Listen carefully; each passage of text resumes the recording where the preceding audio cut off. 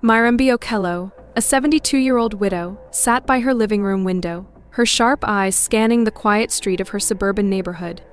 For years, Buganda Avenue in Kampala, Uganda, had been a picture of middle-class tranquility, but lately something was amiss. Night after night, a sleek black car would glide down the street, disappearing into the dilapidated garage at the end of the block. Behind the wheel was Kwame Mensah, a wealthy businessman who had once been a pillar of the community, now a man shrouded in mystery. Beside him was a young girl, Amani, in a yellow dress, her eyes holding secrets too heavy for her years. As Myrambi watched, her curiosity turned to concern.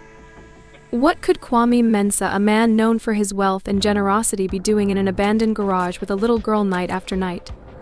And why did his presence in this unexpected place send ripples of unease through the once peaceful neighborhood?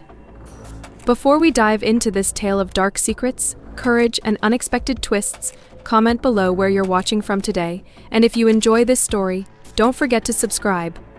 The tree-lined streets of Bugalobi, a district in Kampala, buzzed with the gentle hum of suburban life. Neat rows of modest homes stood proudly, their well-manicured lawns a testament to the middle-class aspirations of their owners. It was a neighborhood where everyone knew everyone else's business, or at least thought they did. Amidst this tapestry of ordinary lives, a most extraordinary sight had begun to catch the attention of Bugalobi's residents. Every evening, just as the sun dipped below the horizon, painting the sky in hues of orange and purple, a sleek black vintage car would glide down Buganda Avenue. Its polished surface reflected the fading light, turning heads and piquing curiosities. Behind the wheel sat Kwame Mensah, a striking figure who seemed almost out of place in this modest setting. In his mid-30s, Kwame exuded an aura of wealth and sophistication that was hard to ignore. His sharp blue suit, always impeccably pressed, spoke of boardrooms and high-stakes business deals rather than the quiet streets of Bugalobi. But it wasn't Kwame alone who drew the neighbors' attention. Beside him, her small face barely visible above the dashboard, sat a young girl. Amani, no more than 7 or 8 years old, was a vision in her bright yellow dress, a stark contrast to Kwame's muted elegance. Their destination was always the same: an abandoned garage at the end of Buganda Avenue. The dilapidated structure, with its peeling paint and rusted door, stood in sharp contrast to the well-maintained homes surrounding it. As Kwame's car approached, the garage door would creak open, swallowing the odd pair into its shadowy depths. From her perch by the living room window, Myrambi Okello watched this nightly ritual with growing fascination and concern. At 72, Myrambi was a fixture in the neighborhood, her watchful eyes missing little that transpired on her street. The widow's days were filled with observing the comings and goings of her neighbors, a pastime that had only intensified since her husband's passing 3 years ago. Myrambi's brow furrowed as she watched Kwame's car disappear into the garage once again. The whole affair struck her as decidedly odd. She remembered Kwame from his occasional visits to the neighborhood in years past, a wealthy businessman known for his charitable contributions to struggling families in the area. His mansion in the affluent part of town was legendary, a symbol of success that many in Bugalobi could only dream of. So what was he doing here, night after night, in this rundown garage? And with a child, no less. The questions gnawed at Myrambi, keeping her up long after the lights in the garage had gone out. As days turned into weeks, the routine never varied. Kwame and Amani would arrive just before dusk, the girl's yellow dress a bright spot in the gathering gloom. They would vanish into the garage, emerging only as the first light of dawn touched the sky. Kwame, still in his sharp suit, would usher Amani into the car, and they would drive away, leaving behind a wake of whispers and speculation. Myrambi found herself spending more and more time by her window, her knitting forgotten in her lap, as she strained to catch a glimpse of the mysterious pair. She noted how Kwame never interacted with anyone in the neighborhood, his face a mask of determined indifference as he guided Amani from car to garage and back again. The girl, for her part, seemed content enough. Her bright dress was always clean and pressed, her hair neatly braided. But there was something in her eyes, a shadow that Myrambi couldn't quite place, that stirred a deep unease in the old woman's heart. As summer faded into autumn, Myrambi's concern grew. She found herself imagining all sorts of troubling scenarios. Was Kwame hiding something? Was Amani in some kind of danger? The rational part of her mind tried to dismiss these thoughts. After all, Kwame had always been known as a generous and upstanding member of the community. But the nightly visits to the garage, the secrecy, the isolation, it all added up to something that Myrambi couldn't ignore. She began to make excuses to be outside when Kwame's car was due to arrive, watering her flowers, checking the mail, or simply taking an evening stroll, anything to get a closer look. But Kwame was vigilant, his eyes scanning the street as he quickly ushered Amani into the garage. Myrambi never managed to get close enough to speak to either of them. As the leaves began to turn, painting Bugalobi in shades of red and gold, Myrambi's neighbors started to take notice of her increased vigilance. Mama Namara from next door commented on how often she saw Myrambi at her window these days. Kato, from across the street, joked about Myrambi taking up bird watching. But Myrambi brushed off their comments with a smile and a wave, unwilling to share her growing concerns. Inside, however, her mind was a whirlwind of questions and theories. She found herself lying awake at night, replaying every detail she had observed over the past months, the way Kwame's hand would protectively guide Amani into the garage, the girl's quiet demeanor so at odds with most children her age. The stark contrast between their fine clothes and the decrepit building they called home. Every night, something was amiss in Bugalobi. Myrambi was sure of it, and as the nights grew longer and colder, she became equally certain that it was up to her to uncover the truth. The Bugalobi Community Center stood at the heart of the neighborhood, a hub of activity where locals gathered to socialize, participate in various programs, and discuss the goings-on of their tight-knit community. On this particular Tuesday afternoon, the center buzzed with the usual energy of the weekly book club meeting, which had just concluded. Myrambi sat at one of the circular tables in the main hall, her weathered hands wrapped around a steaming cup of tea. Around her, familiar faces chatted and laughed, the air filled with the comfortable camaraderie of longtime neighbors. But Myrambi's mind was elsewhere, still fixated on the mystery that had consumed her thoughts for weeks. As the conversation ebbed and flowed around her, Myrambi found herself only half listening to Mama Namara's animated recounting of her grandson's latest football match. Her eyes kept drifting to the large windows overlooking Buganda Avenue, as if she might catch a glimpse of Kwame's black car gliding by, even though she knew it was hours before his usual arrival time. Myrambi. Earth to Myrambi. Mama Namara's voice, tinged with gentle amusement, broke through her reverie. You've been awfully quiet today. Is everything all right? Myrambi blinked, turning her attention back to the group. Besides Mama Namara, there was Kato, a retired postal worker with a penchant for bad jokes, Nafila, a young mother of two who always seemed to radiate calm despite her hectic life, and a few other regulars from the book club. Oh, I'm fine, dear, Myrambi said, forcing a smile. Just a bit distracted, I suppose. Distracted by what? Kato chimed in, leaning forward with interest. You've got that look you used to get when you were planning one of your famous neighborhood watch campaigns. A chuckle rippled through the group at the memory of Myrambi's passionate crusades against everything from unleashed dogs to improperly sorted rubbish. But Myrambi didn't laugh. Instead, she set down her teacup, a determined look settling over her features. Actually, she began. Her voice low but steady. There is something that's been bothering me. I'm not sure if any of you have noticed, but we've had some unusual activity in the neighborhood lately. The group leaned in, curiosity piqued. Myrambi took a deep breath, knowing that once she started, there would be no going back. It's about Kwame Mensah, she said, watching as recognition flickered across their faces. You know, the wealthy businessman who used to live in that big mansion on the hill? Well, he's been coming to our neighborhood every night for the past few months. Kwame Mensah? Nafila repeated, her brow furrowing. I thought I saw him driving down our street the other day. But what's so unusual about that? He's always been involved in the community, hasn't he? Myrambi nodded, her fingers tapping nervously against her teacup. Yes, but this is different.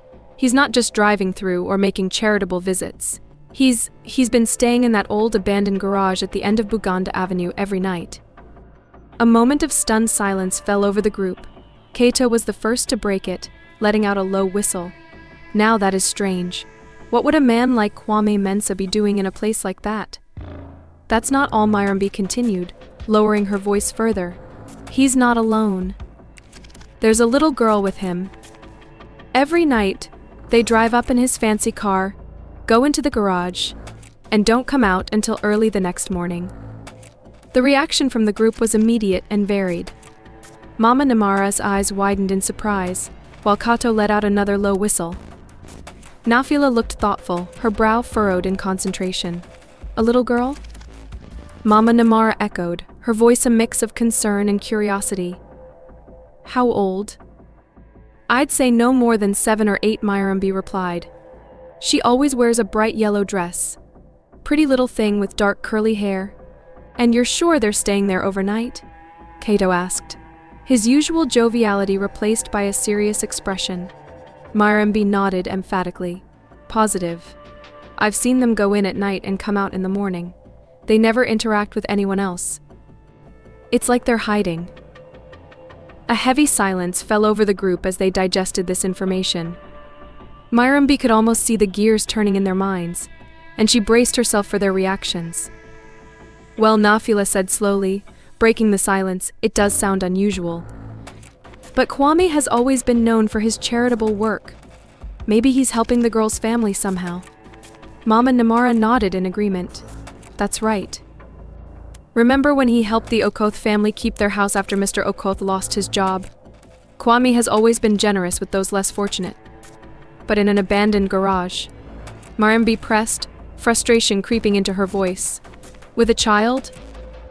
Don't you think that's a bit suspicious?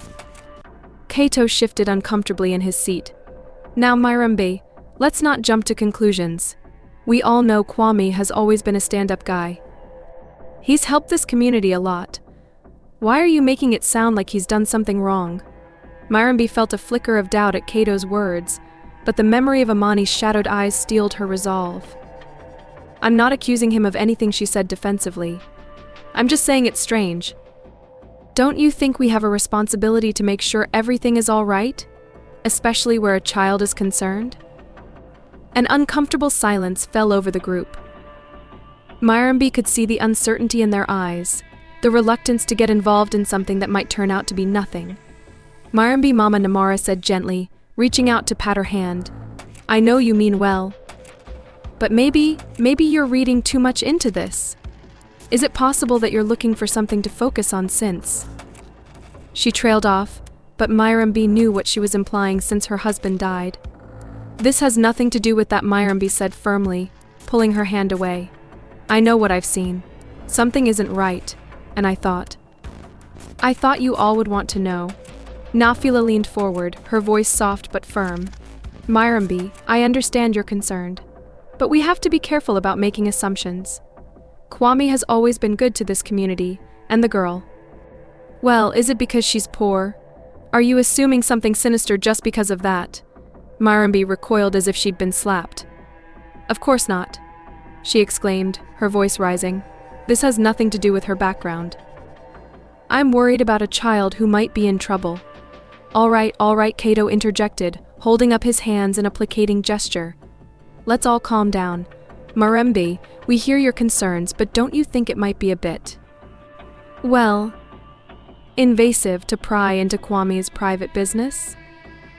Rich folks can be eccentric, you know. Maybe it's just some personal matter he doesn't want to broadcast. Myrambi looked around the table, her heart sinking as she saw the skepticism and discomfort on her friends' faces. She had hoped for support, for others to share her concern. Instead, she felt increasingly isolated, her worries dismissed or worse, attributed to prejudice or loneliness. I suppose you might be right, she said finally, her voice small. Perhaps I am overreacting. Mama Namara reached out again, this time successfully patting Myrambi's hand. It's okay to be concerned, dear. But let's not go making mountains out of molehills. I'm sure there's a perfectly reasonable explanation for everything. The conversation gradually shifted to other topics: the upcoming Independence Day celebrations, Nafila's daughter's dance recital, the new restaurant opening downtown, but Myrambi barely heard any of it. She sat quietly, nursing her now cold tea, feeling more alone than ever. As the meeting began to break up, with people gathering their things and saying their goodbyes, Marimba remained seated. She watched as her neighbors filed out, their laughter and chatter a stark contrast to the turmoil in her mind. Nafila was the last to leave, pausing by Myrambi's chair. "Are you coming, Myrambi?" she asked gently. Myrambi forced a smile. "In a minute, dear, you go on ahead." As the door closed behind Nafila, leaving Myrambi alone in the now empty community center, she felt a resolve hardening within her. Her neighbors might not believe her, might think her paranoid or even prejudiced, but she knew what she had seen. Something was wrong, and if no one else was going to do anything about it, then it was up to her. With a determined set to her shoulders, Myrambi gathered her things and headed for the door. As she stepped out into the crisp autumn air, she knew that her vigilance would only increase. Kwame Mensah and the mysterious little girl in the yellow dress may have fooled everyone else, but Myrambi Okello was not so easily deterred. She would get to the bottom of this mystery, no matter what anyone else thought. The days following the community center conversation passed in a blur for Myrambi. The crisp autumn air carried with it a chill that seemed to seep into her bones, mirroring the cold isolation she felt growing within her. As she went about her daily routines, tending to her small garden, preparing her solitary meals, watching her favorite evening programs, she found her mind constantly drifting back to Kwame and Amani. Her neighbors' dismissal of her concerns had shaken her more than she cared to admit. She caught herself second-guessing her observations, wondering if perhaps she had indeed been making mountains out of molehills, as Mama Namera had suggested. But then night would fall, and like clockwork, Kwame's car would glide down the street, disappearing into the old garage with Amani in tow. Myrambi's vigil at her living room window became more intense. She found herself spending hours perched on her favorite armchair, curtains slightly parted, eyes fixed on the dilapidated structure at the end of the street. She began to notice small details she had overlooked before: how Kwame's shoulders seemed to slump slightly as he exited the car, the way Amani's steps dragged just a little as they approached the garage door. One particularly chilly evening, as Myrambi watched Kwame and Amani make their nightly entrance, she noticed something that made her heart skip a beat. She found herself spending hours perched on her favorite armchair, curtains slightly parted, eyes fixed on the dilapidated structure at the end of the street. She began to notice small details she had overlooked before: how Kwame's shoulders seemed to slump slightly as he exited the car, the way Amani's steps dragged just a little as they approached the garage door. Kwame's once immaculate blue suit looked slightly rumpled, as if it hadn't been pressed in days, and Amani's bright yellow dress, which had always been a cheerful beacon in the gathering dusk, seemed duller somehow, the fabric showing signs of wear. "This isn't right," Myrambi muttered to herself, her fingers worrying at the edge of her cardigan. Something's changed. Something's wrong. But who could she tell? Her neighbors had made it clear that they thought she was overreacting. The memory of their skeptical faces at the community center still stung. Myrambi could almost hear their voices in her head. "Rich people can be eccentric," Kato had said. "Is it because she's poor?" Nafila had asked, her implication cutting deep. Myrambi shook her head vigorously, trying to dispel the doubts that crept in. No, she wasn't imagining things, and she certainly wasn't motivated by any kind of prejudice. What she was seeing was real, and her instincts told her it wasn't right. As the days wore on, Myrambi found herself becoming more and more isolated. Her usual routines, the book club meetings, afternoon teas with Mama Namara, even her weekly trips to the local market began to feel strained. She could sense the sidelong glances, the whispered conversations that stopped abruptly when she approached. It was clear that word of her obsession with Kwame and Amani had spread through the neighborhood grapevine. One afternoon, as Myrambi was tending to her front garden, she overheard a conversation between two passing neighbors. "There she is again," one whispered, not quite softly enough, always watching. "It's not healthy, you know. I heard she's convinced that nice Mr. Mensah is up to something sinister. Can you imagine?" The other replied, "After all he's done for this community." Myrambi's cheeks burned with embarrassment and frustration.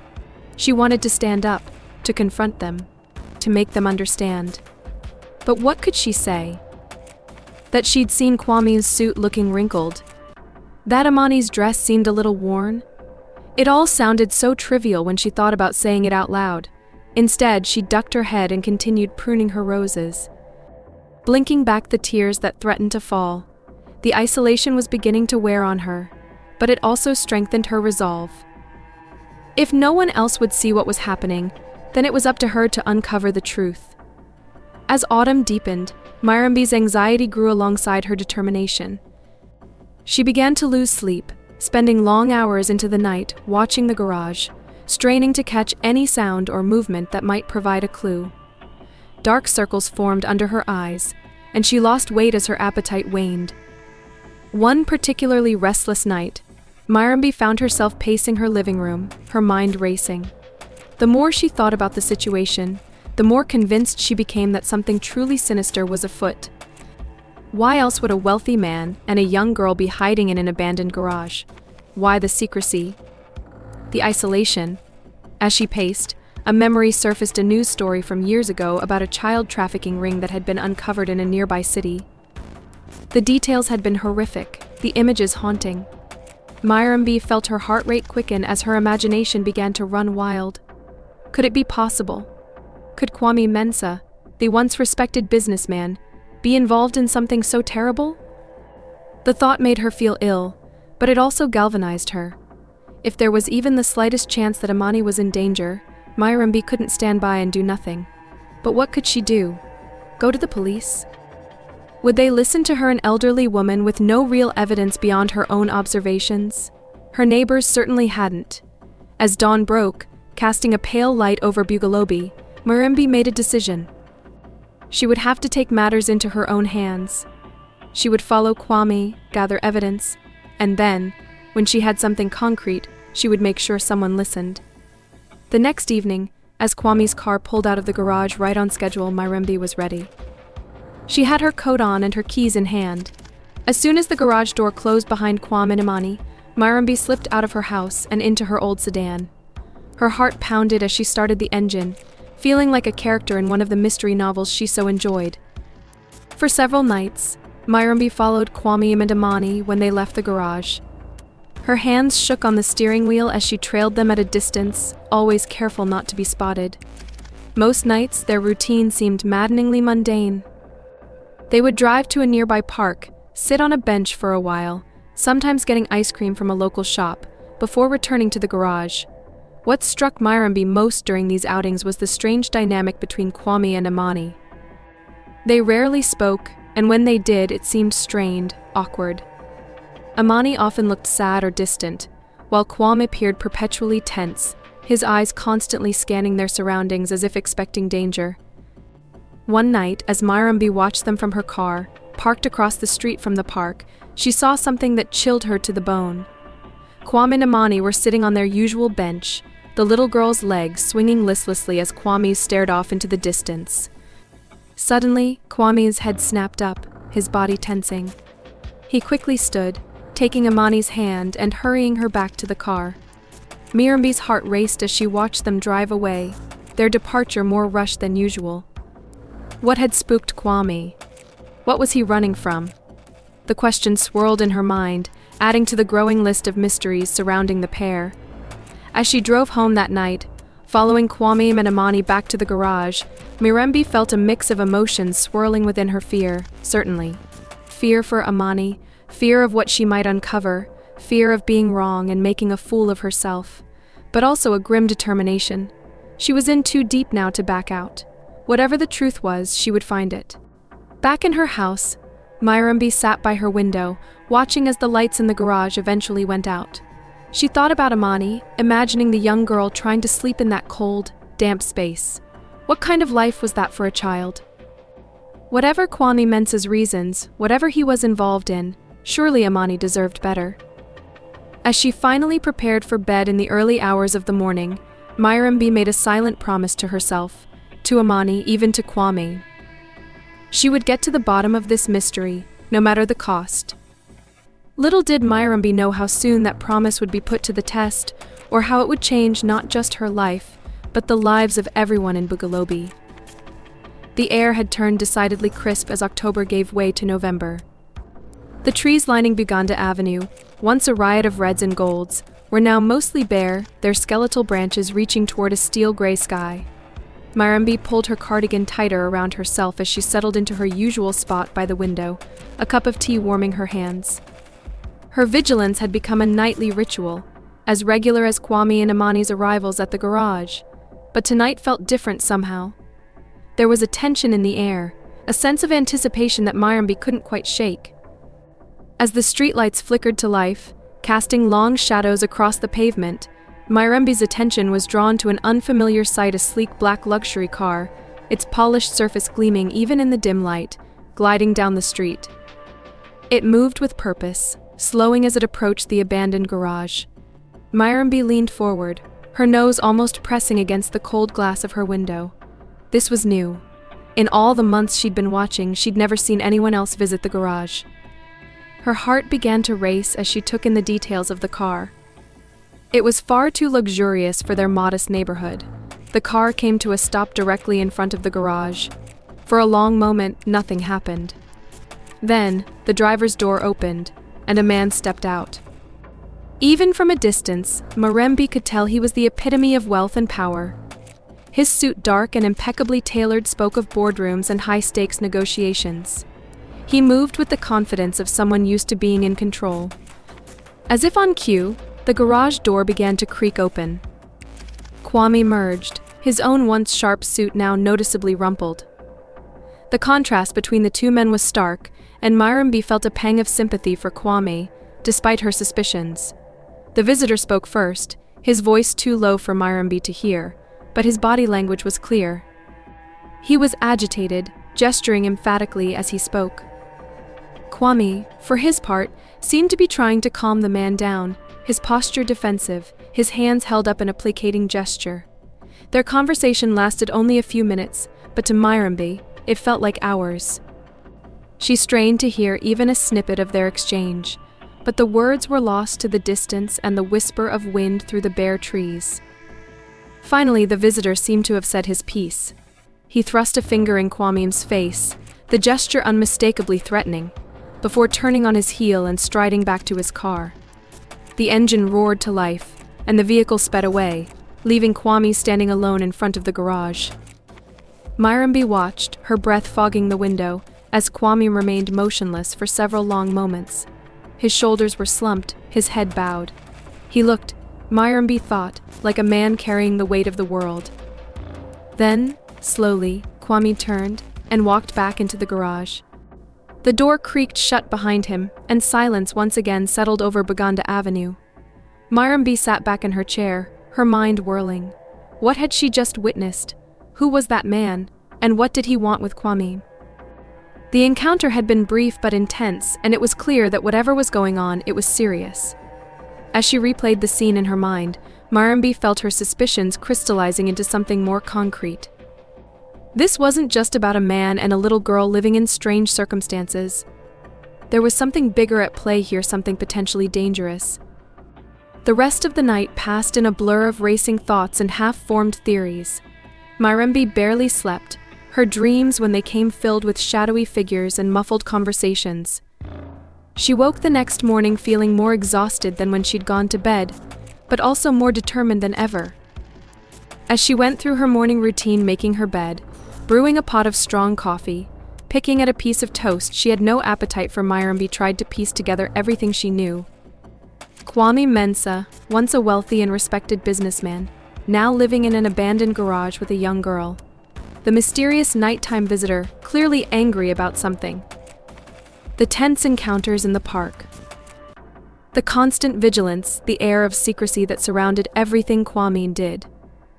It all added up to something, but what? Marimbi couldn't shake the feeling that she was missing a crucial piece of the puzzle, some key fact that would make everything clear. As she washed her breakfast dishes, staring out at the quiet street beyond her kitchen window, Marimbi made a decision. She had been watching from afar for too long. If she wanted answers, real answers, she would need to take a more active approach. The thought sent a shiver of fear through her. What if she was wrong? What if, as her neighbors suggested, she was just a lonely old woman imagining conspiracies where none existed? Or worse, what if she was right, and by interfering she put herself or Imani in danger? But then she thought of Imani's sad eyes, of Kwame's slumped shoulders. of the threatening gesture of the mysterious visitor. Whatever was happening, it wasn't right, and if no one else was going to do anything about it, then it fell to her. Myrambi dried her hands on a dish towel, her resolve hardening. She didn't know exactly what she was going to do yet, but she knew she had to do something. As she looked out at the garage, silent and innocuous in the pale morning light, she made a silent vow. "I'm going to find out the truth," she whispered to herself. "For Amani's sake, and for Kwame's too, whatever it takes." Little did Myrambi know that her chance to uncover the truth would come sooner than she expected, and in a way she could never have anticipated. The days following the mysterious visitor's appearance passed in a haze of heightened vigilance from Myrambi. Her nightly observations took on a new intensity, her eyes straining in the darkness for any sign of further unusual activity around the garage. But nights came and went without incident, the routine of Kwame and Amani's arrivals and departures as regular as clockwork. Yet something had changed. Myrambi could sense it in the air, a tension that seemed to radiate from the old garage at the end of the street. She noticed it in the way Kwame's movements seemed more hurried, his glances over his shoulder more frequent. Even Amani, usually stoic and quiet, seemed to have picked up on the shift. Her small hand clung tighter to Kwame's as they made their way from car to garage each evening. Driven by a mix of concern and an almost obsessive need to uncover the truth, Myrambi decided to take her surveillance a step further. On a particularly cold November evening, she bundled up in her warmest coat, pulled on a pair of sturdy walking shoes, and set out to follow Kwame and Amani on foot. Her heart pounded as she slipped out of her house, staying close to the shadows cast by the bare trees lining the street. She felt equal parts ridiculous and exhilarated, a 72-year-old woman, playing at being a detective. But the memory of the mysterious visitor's threatening gesture steeled her resolve. As Kwame's car pulled out of the garage, Myrambi hurried to follow, keeping to the sidewalk and trying her best to look like nothing more than an old woman out for an evening stroll. She tracked them to the local park, the same one she'd observed them visiting before. From behind a large tree, Myrambi watched as Kwame and Amani settled onto a bench. The park was nearly deserted at this hour, the play equipment standing still and ghostly in the glow of the streetlights. Kwame and Amani sat in what appeared to be uncomfortable silence, neither speaking nor making eye contact. Myrambi strained to hear any conversation, but the only sounds were the rustle of dead leaves in the chilly breeze and the distant hum of traffic. As she watched, she noticed something that made her heart clench. Amani, her bright yellow dress now visibly worn and slightly too small, was shivering in the cold night air. Without a word, Kwame shrugged off his suit jacket, the same one he'd been wearing for months now. Myrambi realized and draped it over Amani's small shoulders. The gesture was so tender, so paternal, that for a moment Myrambi felt a pang of doubt about her suspicions. Could she have misjudged the situation so badly? But then she remembered the mysterious visitor, the heated exchange, the fear she'd seen in Kwame's eyes. No, there was definitely more to this story than met the eye. As if to confirm her thoughts, the silence between Kwame and Amani was suddenly broken. Myrambi couldn't make out the words, but Amani's voice rose in what sounded like distress. Kwame responded, his tone low and urgent. Myrambi inched closer, desperate to hear what was being said. "We can't keep doing this," Amani Kwame's voice drifted to her on the wind. "It's not safe anymore." Amani's response was too quiet for Myrambi to catch, but she saw the little girl shake her head vigorously, her small hands clutching at Kwame's arm. "I know, sweetheart," Kwame said, his voice thick with emotion. "I know it's hard, but we might not have a choice." The conversation lapsed back into murmurs, too low for Myrambi to hear. Her mind raced. What wasn't safe? What choice were they facing? The snippets she'd overheard only deepened the mystery. Lost in thought, Myrambi didn't notice the twig beneath her foot until it was too late. The snap seemed to echo through the quiet park like a gunshot. Kwame's head whipped around, his eyes scanning the darkness, and Myrambi's heart leapt into her throat. She pressed herself against the tree trunk, hardly daring to breathe. For a long, tense moment, Kwame stared in her direction. Then, abruptly, he stood, taking Amani's hand. "Come on," she heard him say, his voice tight with barely controlled fear. "We need to go." Now, Mirembe watched, her pulse racing, as Kwame hurried Amani out of the park. She waited until they were out of sight before sagging against the tree, her legs suddenly weak. The encounter had left her shaken, but more certain than ever that something was terribly wrong. As she made her way home, moving as quickly as her aging legs would allow, Mirembe's mind was in turmoil. The snippets of conversation she'd overheard played on repeat in her head. It's not safe anymore. We might not have a choice. What did it all mean? By the time she reached her house, Mirembe was breathless and trembling as much from the emotional weight of what she'd witnessed as from the physical exertion. She sank into her favorite armchair, her eyes automatically seeking out the garage at the end of the street. It stood silent and dark, offering no answers to the questions swirling in her mind. Sleep eluded Mirembe that night. She tossed and turned. Her dreams, when they came, filled with shadowy figures and muffled voices. She woke the next morning feeling drained, but more determined than ever to get to the bottom of the mystery. As the days wore on, Mirembe's anxiety grew alongside her determination. She found herself jumping at small noises, her nerves frayed by the constant state of vigilance. Her neighbors, already wary of her obsession with Kwame and Amani, began to avoid her altogether. But Mirembe hardly noticed, her focus entirely consumed by the goings-on at the end of the street.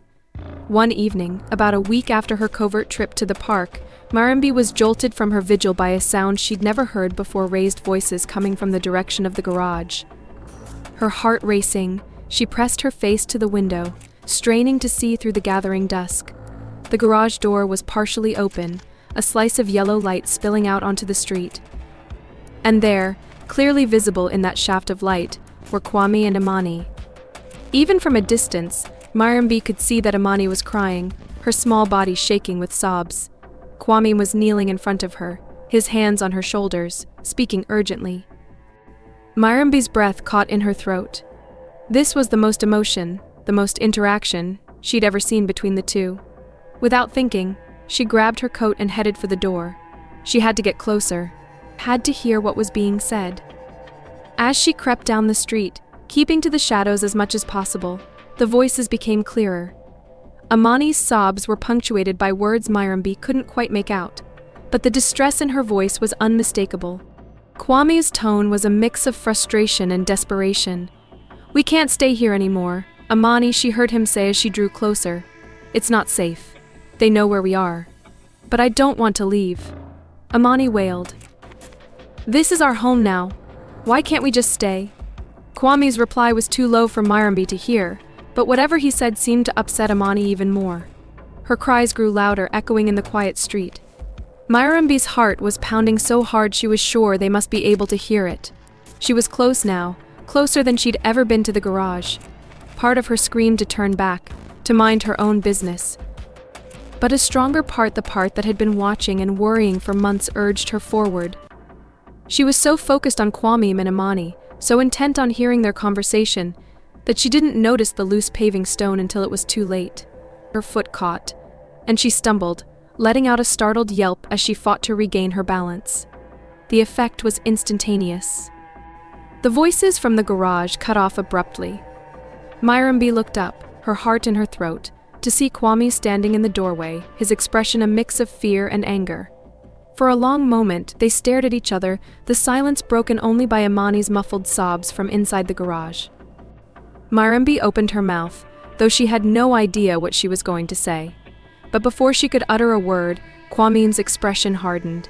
"You," he said, his voice low and dangerous. "You're the one who's been watching us." Mirembe felt a chill run down her spine at his tone. This was not the Kwame Mensah she remembered, the generous businessman who had helped so many in the community. This was a man pushed to the edge, a man with nothing left to lose. I was just concerned," Mirembe stammered, taking a step back. "The little girl. I thought you thought what?" Kwame demanded, taking a step toward her. "That you'd play detective? That you'd uncover some big secret?" Mirembe's mouth went dry. She had imagined this confrontation so many times, rehearsed what she would say. But now, faced with Kwame's anger and her own fear, all her carefully prepared words deserted her. "I'm sorry," she managed to say. "I didn't mean to." I was just worried about the child. At the mention of Amani, something in Kwame's expression changed. The anger drained away, replaced by a bone-deep weariness that made him look far older than his years. You have no idea what you're dealing with, he said, his voice barely above a whisper. No idea at all. Before Myrambi could respond, a car turned onto the street, its headlights cutting through the darkness. Kwame's head whipped around, his body tensing like a cornered animal. Go home, he said to Myrambi, his voice urgent. Go home and forget what you've seen. For your own sake. And for Amani's. With that, he retreated into the garage, the door sliding shut behind him with a decisive thud. Myrambi stood frozen for a moment, her mind reeling. The approaching car slowed as it neared her, and she suddenly became aware of how suspicious she must look an old woman standing alone in the street at night. Gathering her wits, Myrambi turned and hurried back to her house as quickly as she could. Once inside, she leaned against the door, her heart pounding. The confrontation had left her shaken, but it had also confirmed her worst fears. Whatever was going on with Kwame and Amani, it was serious, possibly dangerous. As she made her way to her bedroom, Myrambi's mind was made up. Tomorrow, she would go to the police. She had to tell someone what she had seen and heard. For Amani's sake, and for Kwame's too. She couldn't keep this to herself any longer. Little did Myrambi know that events were already in motion that would bring the truth to light in a way she could never have anticipated. As she drifted into an uneasy sleep, the stage was being set for a confrontation that would change everything. The morning dawned gray and cold, a fine mist hanging in the air like a veil. Myrambi woke early, her sleep having been fitful and plagued by unsettling dreams. The events of the previous night weighed heavily on her mind as she went through her morning routine, her movements mechanical as she prepared a breakfast she had no appetite for. As she sipped her tea, staring out at the quiet street, Myrambi's resolve hardened. She would go to the police station as soon as it opened. She would tell them everything she had seen and heard over the past months. Surely they would listen, would investigate. It was out of her hands now. But as she rinsed her cup in the sink, a movement outside caught her eye. Kwame's car was pulling out of the garage much earlier than usual. Myrambi frowned, pressing closer to the window. Something was different. The car moved slowly, almost hesitantly, as if its driver was unsure of where to go. Without thinking, Myrambi grabbed her coat and keys. She couldn't let them leave, not before she had a chance to talk to the police. She had to do something, anything, to keep them here until she could get help. Her heart pounding, Myrambi hurried out of her house and down the street. Kwame's car had barely reached the end of the block, moving at a crawl. As she drew closer, she could see Kwame behind the wheel, his knuckles white as he gripped the steering wheel. Beside him, Amani's small face was just visible, her eyes wide with fear. Wait, Myrambi called out, her voice cracking. Please wait. Kwame's head snapped around at the sound of her voice. For a moment, Myrambi saw naked panic in his eyes. Then, to her surprise, the car slowed to a stop. Kwame sat there for a long moment, his shoulders slumped in defeat. Then, slowly, he opened the door and stepped out. Myrambi, he said, his voice weary. I thought I told you to stay out of this. Myrambi approached cautiously, her hands held up in a placating gesture. Kwame, she said, trying to keep her voice calm. I know you think you're protecting Amani, but this isn't right. Living in that garage, always hiding, it's no life for a child. Kwame's face contorted with a mix of anger and despair. You don't understand, he said, his voice low and intense. You have no idea what's really going on here. Then tell me, Myrambi pleaded. Help me understand. Because from where I'm standing, it looks like you're in some kind of trouble. And that little girl is caught in the middle of it. For a long moment, Kwame said nothing. He stood there, the morning mist swirling around him, looking more lost and alone than Myrambi had ever seen anyone look. Then, almost imperceptibly, something in him seemed to break. You're right, he said. His voice barely above a whisper. We are in trouble. But it's not what you think. Myrambi took a step closer, her heart racing. What is it then? She asked gently. Please, Kwame, let me help. Kwame looked at her for a long moment, as if weighing his options. Then, with a deep sigh, he began to speak. I used to be wealthy, he said, his eyes distant. I had it all, the mansion, the cars, the successful business. But then things changed. The market crashed, bad investments, a string of poor decisions. I lost everything. Myrambi listened, her eyes wide. This was not at all what she had expected. I couldn't bear the shame, Kwame continued, his voice barely above a whisper, the thought of everyone knowing, of seeing the pity in their eyes. So I ran. I took Amani and what little money I had left, and we disappeared. But why here? Myrambi asked, gesturing to the garage. Why live like this? Kwame's face contorted with a mix of despair and resignation. Where else could we go? I had no money for rent, no job prospects. This garage, it was the only place I could think of where we might be safe, where we could stay hidden until I figured out what to do next. Myrambi's mind reeled as she tried to process this information. All her suspicions, all her fears about sinister activities, and it had all been so much simpler, and in some ways so much sadder than she had imagined. But the man who visited, she said, remembering the tense encounter she had witnessed. Who was he? Kwame's face darkened. A creditor, he said bitterly. One of many. They've been searching for me, demanding money I don't have. That's why we have to leave. They found us, and it's not safe here anymore. Myrambi felt a wave of compassion wash over her. She looked past Kwame to the car, where Amani sat, watching them with wide, frightened eyes. The little girl who had been at the center of all her concerns, who she had worried was in danger. In a way, she had been right, but not in the way she had imagined. Oh, Kwame, she said softly, why didn't you ask for help? There are people here who would have understood. Kwame shook his head, his eyes glistening with unshed tears. I couldn't, he said, his voice choked with emotion. I was too proud, too ashamed. And now? Now it's too late. Myrambi's mind raced. She thought of her comfortable home, standing empty for most of the day.